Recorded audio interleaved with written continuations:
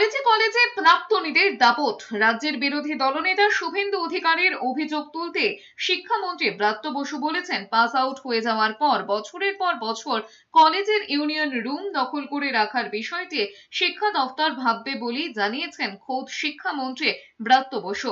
তিনি জানিয়েছেন, এক্ষেত্রে কোর্ট অর্ডার হয়েছে, আইনজীবীকে বলা হয়েছে, এসওপি জমা দিতে বলা হয়েছে। সেটা অনুযায়ী এই ইউনিয়ন রুমগুলোর ক্ষেত্রে মুখ্য সচিবের সঙ্গে কথা বলে পরবর্তী পদক্ষেপ করা হবে। মঙ্গলবারই সোনারপুর হাওড়ার দুটো কলেজে প্রাক্তনীদের দাপটের বিষয় সামনে আসে। আমরা এক্ষেত্রে আমাদের যে আইনজীবী সংস্থা আছে, আমরা তাকে একটা এসওপি কোর্টের রায়ের ভিত্তিতে স্ট্যান্ডার্ড অপারেশনাল প্রসিডিউর জমা দিতে বলেছি। সেটা অনুযায়ী এই ইউনিয়ন রুমগুলোর ক্ষেত্রে আমরা আমার মুখ্য সচিবের সঙ্গে কথা বলে আমাদের বিভাগ তখন তারপরে এটা নিয়ে পাকাপাকিভাবে জানাতে পারবে।